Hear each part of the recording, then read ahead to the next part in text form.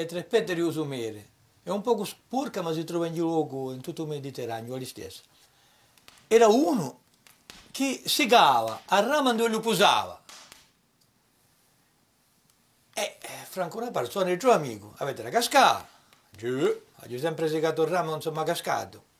Allora, e continui vecchio è sicura che, boom, la rama casca e casca anche la bureggio, si impalloccheggia.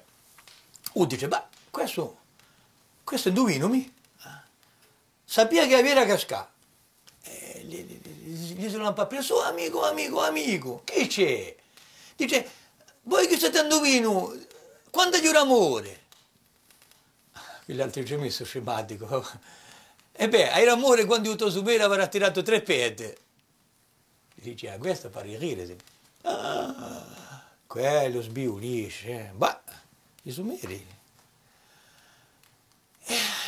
Da volta anche usumere carcru legna giustamente, posto lo sigava era per carcare usumere. Usumere a te pagullata e tira una peta. Che sono morto. Allora comincia a imbucarli in due avere petate di filetta, poi ci mette un cappello. E usumere un buffa, ne tira un'altra. Attento di me. Piglia, appinzutisce un stecco, tamanto stecco e uvica. Usumere buffava, incroccava e alla fine poi brulla lo stecco, rimane in capo e un lampago là, lungo tirato. Come è morto, ma morto nera. E quelli di un paese che lo cercavano, lo trovano, facevano un cataletto e lo portavano. E un trovato come erano giovanastri, non conoscevano mica troppo quelli loro, che praticamente era lontano dal paese. Giugnano, c'era due strade. E discorriano, si piglia quinci, si piglia colandi.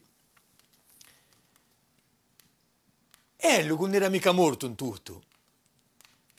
Apre un occhio e dice, quando era vivo si pigliava quinci, quando era vivo. Oh maronna, quelli si pigliano di paura, cappiano un cataletto o lampano lo dragone e tanto poi è morto davvero. Allora, questa è una strovoletta che mi è sempre parsa curiosa, perché pare così improvvisata, con roba paesanesca e ampio paesanesco, si ritrova in Africa del Nord, si ritrova il Libano e anche i tre elementi, e pete, a ramasicata e quando era vivo si brancava quinci, non hanno nulla, una lea logica fra elli e che si trovano insieme in luogo della seconda strovoletta. È curioso, fatto.